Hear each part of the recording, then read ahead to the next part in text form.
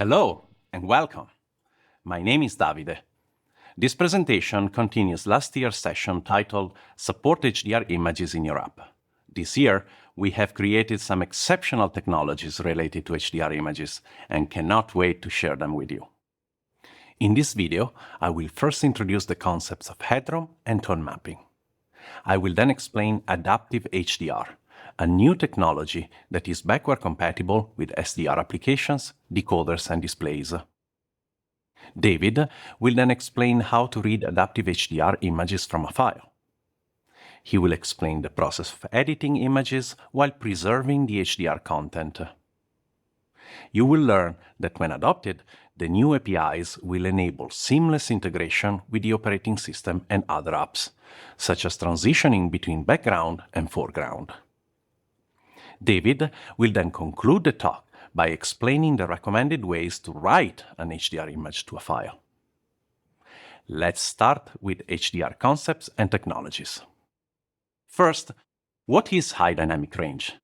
At its core, HDR is a set of technologies created to represent the visual world around us with greater fidelity. It allows the capture and display of a wider range of light intensity found in real life. Compared to the standard dynamic range, it can display a deeper range of colors. It also defines a set of rules or transformations that enable displaying brighter and deeper content on HDR screens. These transformations are called tone mapping. What is tone mapping, you may ask? In order to understand that, we first need to understand the notion of headroom. And to understand headroom, we need to talk about dynamic range in photography. One of the amazing properties of the human visual system is the ability to adapt to a wide range of input stimuli, from the dim light of a night star to the extreme brightness of the sunlight. The term dynamic range refers to the contrast between the brightest and the darkest tone of an image. On a standard dynamic range display, you can accurately represent only part of real-life light ranges. Even though images look good, there is a tonal compression happening to the range of the image. HDR displays, on the other hand, can represent both dark and bright tones better than SDR, with fewer compromises. For instance, specular highlights or light coming from emissive objects are better preserved. Now, let's zoom in the plot at the bottom of the slide. As we have seen, the peak brightness that HDR can represent can be much higher than the SDR peak. Per the ISO image standard, the brightest SDR signal is known also as reference white. Reference white is approximately the brightness of a page of a book in an indoor setting, or the white background of a keynote presentation. An HDR display, on the other hand, lets us render specular highlights or light from emissive objects brighter than reference white. The extra brightness is known as headroom. In mathematical terms, headroom is the ratio between the HDR peak and the reference white. Headroom can also be represented as the logarithm of the value. When in log form, we would say that the headroom is one stop or two stops above reference white to indicate that HDR is 2 or 4 times brighter. Now that we understand the notion of headroom, it is important to make a fundamental distinction, which will be useful later. When a file is encoded in such a way that the data contains brightness levels above reference white, we will call it content headroom. When we talk about the display's ability to show brightness levels above reference white, we will refer to it as display headroom. Let's now dig deeper into the difference. In the example above, you can see a high dynamic range version of a beautiful landscape. The histogram shows that the content contains approximately 2 stops of headroom above reference white. Now, an editor or a capture device like an iPhone may create a brighter rendition. The example above shows around 3 stops. At the same time, the image can be displayed on a wide variety of screens. If the display headroom capacity is sufficient, the image will be decoded and rendered with full fidelity. In the example above, the display has 3 stops of headroom and can display all 3 stops of the content headroom. However, there are situations where the display may not be able to show the entire content headroom.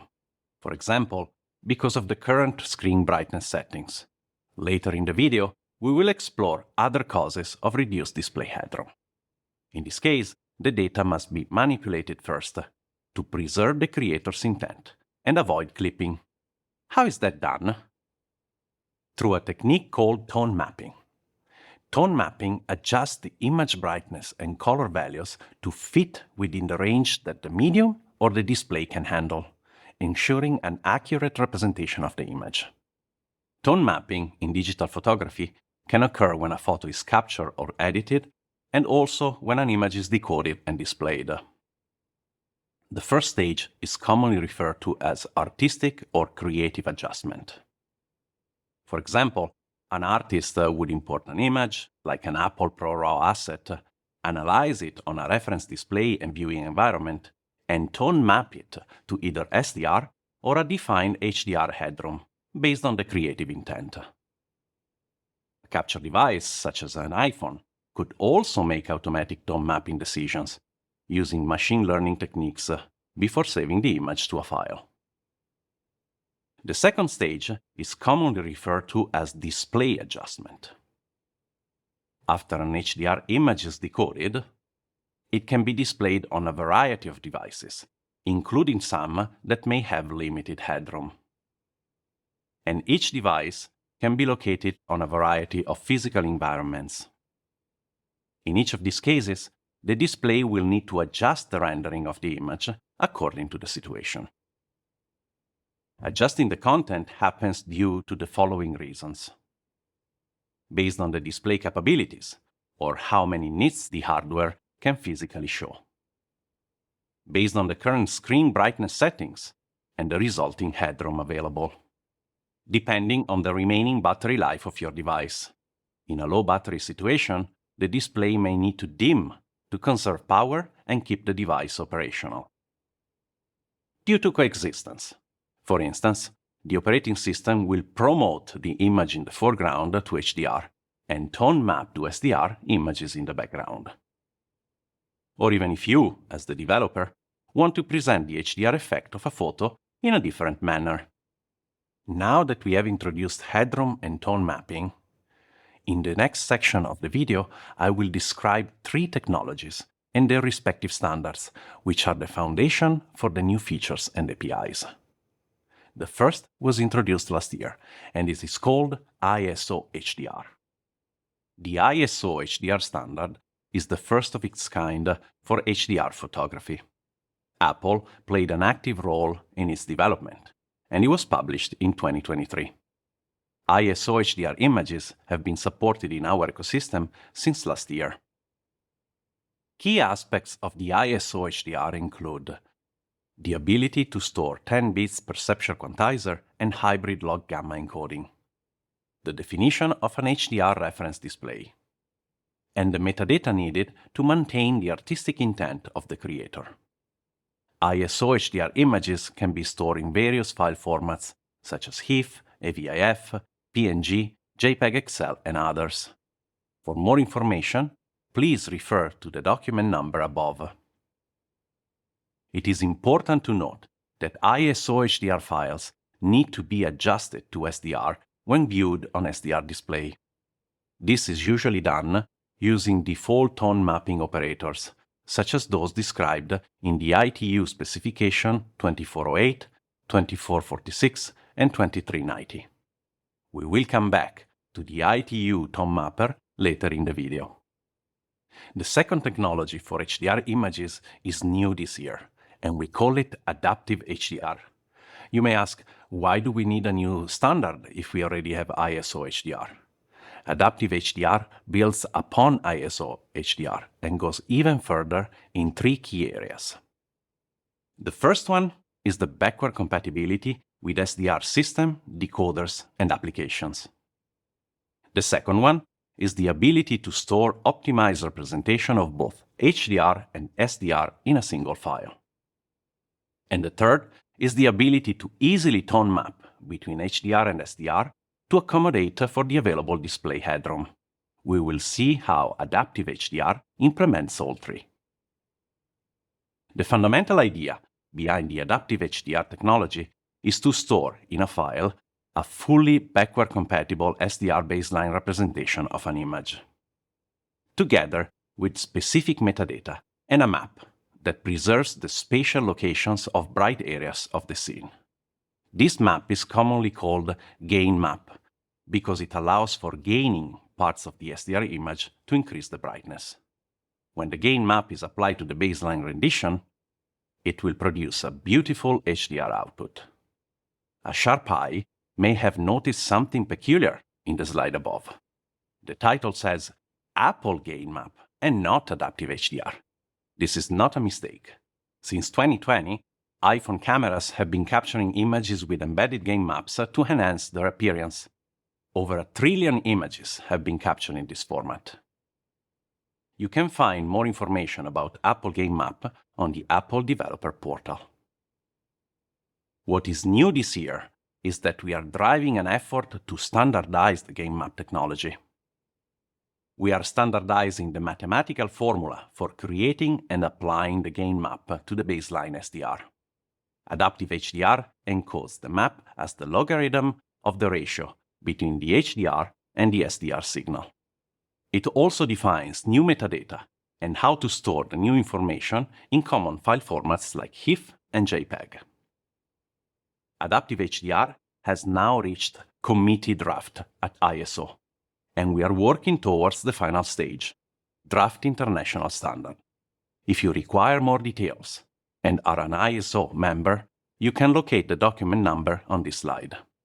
This standard guarantees a uniform experience across software and hardware platform, and we expect the imaging industry to adopt it widely. I will now explain how Adaptive HDR achieves the 3 improvements over ISO HDR mentioned before. The first, backward compatibility, is guaranteed because the file contains an SDR baseline fully decodable by older systems or SDR-only applications. Secondly, the file includes dual rendering uncompromised representations of SDR and HDR. This is due to the gain map containing information for each pixel of the image. Third, given that the gain map is defined as the ratio between SDR and HDR, it allows for easy tone mapping of the input content based on the display headroom. In fact, any desired output headroom can be achieved by multiplying the SDR input by the gain map with a weight less than 1. It's as easy as that. It's worth noting that Adaptive HDR enhances the representation of the gain map signal. It can be now an RGB 3 channels map, providing greater control over the appearance of the image. The standard also allows for symmetrical transformations. This means that the baseline rendition may be HDR, and the gain map can contain information to tone map to SDR. With the release of iOS 18, we are transitioning to adaptive HDR gain maps and related metadata. This new generation is based on the latest draft. The iPhone 15 and 15 Pro will capture HDR images compliant with adaptive HDR. Let's now look at the anatomy of the new adaptive HDR files. I want to point out that new HIC files captured on iOS 18 will still contain only one image. In fact, calling CG image source get count on a CG image source will return 1. But now, a developer can request an alternate look for the image. By default, images will be decoded to present the standard dynamic range look. This is the backward-compatible look that we are familiar with. In this case, only the metadata necessary for the SDR representation will be reported, and any additional information in the file will be disregarded. When apps request it, they can obtain the alternate representation of the image, or the HDR look, In this case, the extra information in the file, including the game map, will be used and reported to the app. In HIF parlance, this representation is called the T-map alternate, or the tone-mapped image. It is important to understand that the file does not contain an HDR image at all, but rather a set of ingredients and a recipe that together will create the HDR look. We have been working with the MPEG body to formalize and standardize the adaptive HDR file format for HIF, which is currently included in the working draft of the second amendment of the HIF specifications. And we are also working with the International Color Consortium to promote adaptive HDR as part of ICC profiles. JPEG files also fully support adaptive HDR, with a slightly different syntax compared to HIF. The adaptive HDR draft standard provides more information. ProRAW files will also support adaptive HDR by including the game map and the new metadata in the full-size thumbnail. As mentioned, the iPhone 15 and iPhone 15 Pro are transitioning to the new adaptive HDR from iOS 18. I will not review all the specifics of the table above, but you can pause the video to get a complete list of changes and how they may impact you. Now that you are HDR experts, I have a bonus topic related to how the operating system renders HDR images based on the format. Depending on the input content, there are two ways to tone map an HDR to SDR, or a lower display headroom. For ISO HDR images, since iOS 17 and macOS 14, the operating system was able to adjust from HDR to a lower headroom using ITU default global tone mapping techniques. This year, Apple has developed a new reference-wide tone mapping operator that preserves the output quality better than the default one. Highlight clipping is greatly reduced, and color reproduction is better maintained. This new global tone mapper will be used for ISO HDR files in the new iOS, macOS, tvOS, watchOS, and visionOS. Adaptive HDR images, on the other hand, will be adjusted down to the display headroom using a curve optimized according to the game map in the file. Before David starts sharing the new APIs, I'd like to highlight the system apps we updated this year to utilize the upcoming technologies available to you. In iOS 17 and macOS 14, the Photos app was the only application capable of rendering HDR images using the full display headroom. On iOS 18 and macOS 15, we are adding Messages, Quick Look, and Preview. And it is worth noting that we changed the Photos app to use all these new APIs. And now, David, the floor is yours. Thank you for that great overview, Davide. Next, let's discuss how to convert these concepts to code in your application. When working with HDR images, there are common operations that your app is likely to support. A full HDR pipeline involves reading, editing, displaying, and writing images. I will discuss all of these in this video. But the first step is to read the file into memory. The incredible thing about adaptive HDR files is the flexibility they provide. Because of the gain map and associated metadata, the image can either be loaded as an SDR image for best backward compatibility or as an HDR image for maximum fidelity. By default, reading a gain map image will load the SDR representation into memory. All you need to do is initialize a CI image object with a URL or data. But to get the most impact from your images, you will want to see them as HDR. Last year, we introduced the CI image option Expand to HDR to support the Apple Gain Map image format. This same API now also works to read adaptive HDR files. All you need to do is provide this option when initializing the CI image. This option is also available via the ImageIO API KCG image source decode to HDR. As Davide mentioned earlier, it is critical that the image objects have an associated content headroom property. This property is necessary for the subsequent display of an HDR image. This year, we have added it to key system image classes. Querying the headroom of a CI image is as simple as reading the new content headroom property. For common SDR images, the returned headroom will be just 1. For iPhone HDR photos, the value will be greater than 1, and up to 8 depending on the scene content. For some images, the property may return 0 to indicate that the headroom is unknown. Similarly, given a CG image ref, there is a new CG image get content headroom API to get its headroom. iOS surfaces have an equivalent property, and to easily get the headroom from a CV pixel buffer, create a CI image from it and get its content headroom. Next, let's discuss some recommendations for how to edit adaptive HDR images. Given the flexibility of adaptive HDR image files, there are several strategies that you can choose from when editing, displaying, and saving these images. Perhaps the most obvious is to treat the file as an SDR image. I won't discuss this today because you are likely familiar with this approach. Alternatively, you can treat the file as HDR, as we described in last year's session. Or you can treat the file as an SDR image and a coupled gain map image. Lastly, your app can treat the file as 2 images, one SDR and the other HDR. I'll discuss these 3 strategies throughout the remainder of this video. To use the HDR approach, read the image with the Expand to HDR option to make an HDR image right when the image is loaded. Then the HDR image can be edited using filters that preserve HDR range.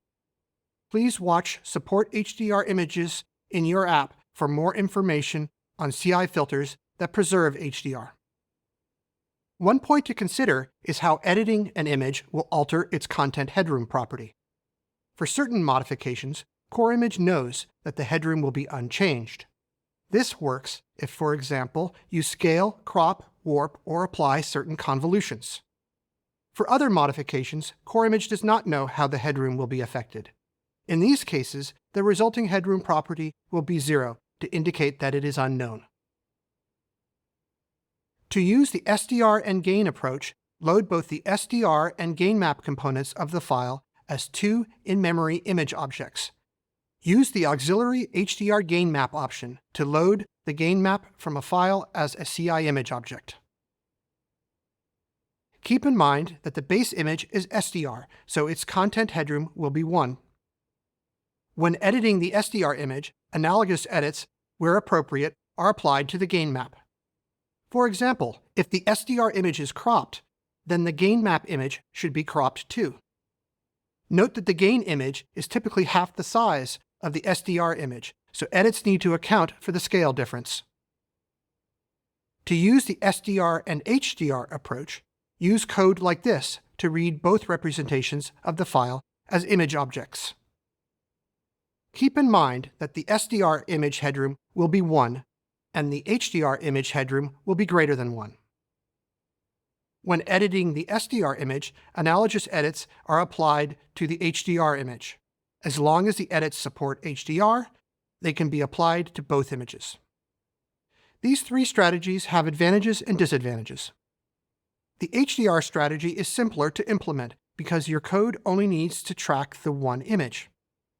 This strategy also has the advantage of working with ISO HDR images that don't have a gain map. On the downside, some edit operations, notably some photo blend modes, don't support HDR, so alternatives need to be used. You can tell if a built-in CI filter supports HDR by checking the filter attribute categories. Also, once an edit has been applied in HDR, the original gain map can no longer be used for tone mapping down to SDR or to a different display headroom. The SDR and gain strategy has the advantage that it preserves the original gain map.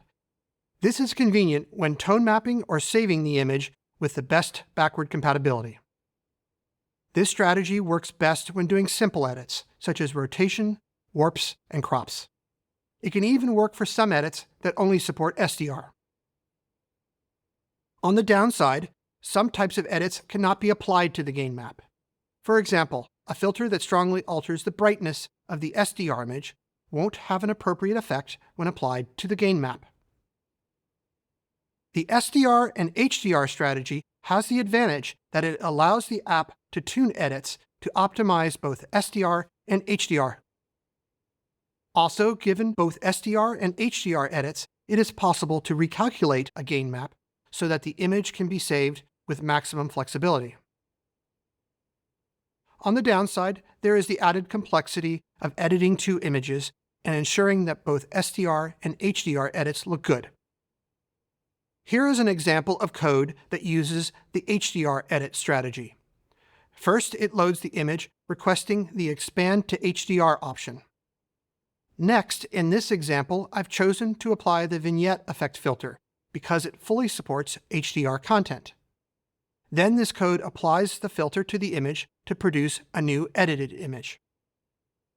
Here is an example of code that uses the SDR and gain edit strategy.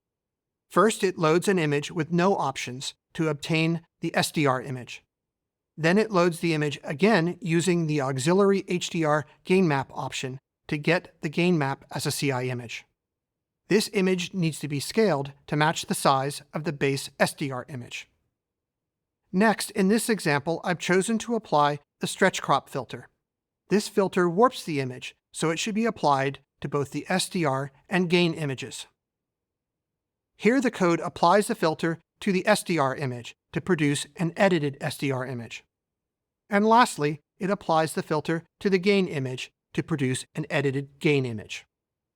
Now that you understand how to load and edit adaptive HDR images, let's dive into how to tone map for display. One key challenge of displaying an HDR image is that given the wide variety of displays and environments, you may need to tone map the image. To do this optimally, we need to know both the image headroom and the display headroom. This year, we have new system tone mapping APIs, so that images look great and consistent across applications. The great news is that for applications that use a UI image view or a Swift UI view, this tone mapping is automatic. Let me describe that code next. In this example, I have an adaptive HDR image file accessible via a URL, and I want to display it using Swift UI. All I have to do is to create a UI image using UI Image Reader.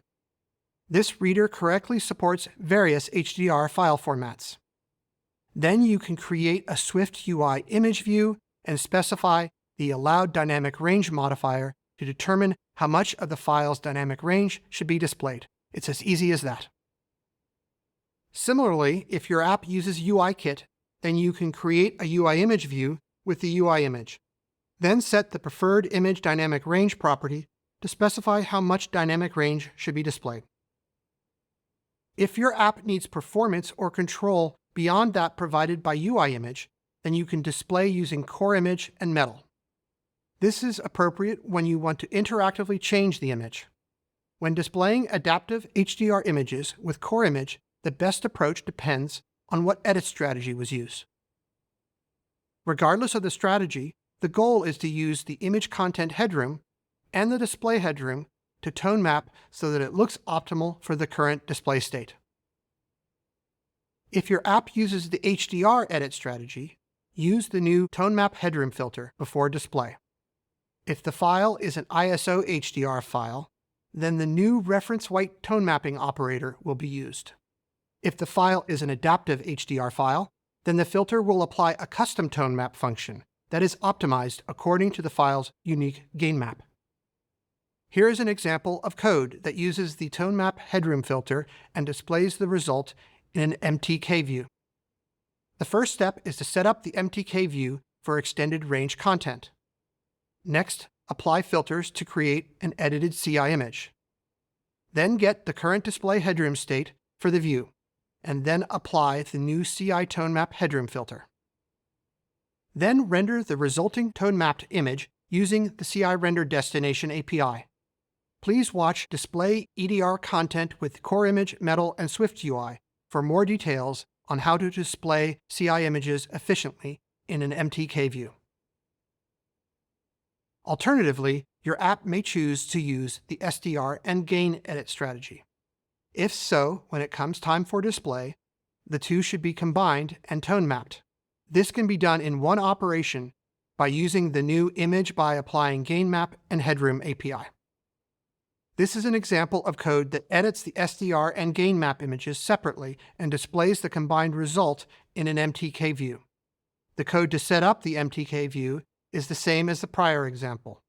Next, apply CI filters to create an edited CI image, and apply appropriate filters to create an edited gain image. Then get the current display headroom for the view and use Apply Gain Map API to combine the two images. As before, the resulting toned map CI image can be rendered using CI render destination. If you prefer, your code can render an HDR CG image into an EDR CG bitmap context. The first step is to use ImageIO to read the adaptive HDR file using the KCG image source decode to HDR option. Then you can use the CG image get content headroom API if needed. For example, you might want to know this if you are rendering more than one image to a context. Next, create an extended range CG context with RGBA half-float pixels and an extended color space. Then you can use CG context set EDR target headroom to tell Core Graphics how much of the context range to use. The final step is to render the image into the context. Lastly, let's discuss the recommended ways to save an HDR image to a file. The best practice for saving depends on what strategy was used for loading and editing. First, if you have loaded and edited the image as HDR, then the most modern method is to save 10-bit HEIF files with a PQ color space. This allows the image to be saved with the best precision and range. Alternatively, if you have loaded and edited an image as SDR and HDR, then the most compatible method is to save an adaptive HDR file. To do this, you need to call write HEIF representation with two CI images. The first step is to provide the edited SDR image and color space. The edited HDR image is passed using the new HDR image option. From these two images, Core Image will calculate the gain map and include it as an auxiliary image along with the base SDR image. If your app uses the SDR and gain edit strategy, then you should call write HEIF representation to save both of these images. Just pass the SDR image and color space, and also provide the edited gain image using the HDR gain map image option. If the gain map image has the original metadata properties from when it was loaded, then these will be used when saving to the adaptive HDR file. Lastly, your app can use ImageIO to save an SDR CG image and gain map data. The first step is to call CG image destination add image with an SDR CG image with an SDR CG color space. The next step is to create a dictionary that describes the gain map. This should contain the actual pixel data of the gain map, a subdictionary that describes the height, width, and format of that data, and a CG image metadata that describes how the pixel data should be converted to linear gain values. In most cases, you can reuse the CG image metadata from the source file. Then all that is needed is to call CG image destination add auxiliary data info and pass the new KCG image auxiliary data type ISO gain map key and the info dictionary. This concludes our discussion of the new adaptive HDR file format. We've discussed in detail the features and principles behind this new format, as well as the API and strategies that will allow you to support them in your application. I hope that this video and others related to this topic will allow your apps to present amazing HDR photos to the user.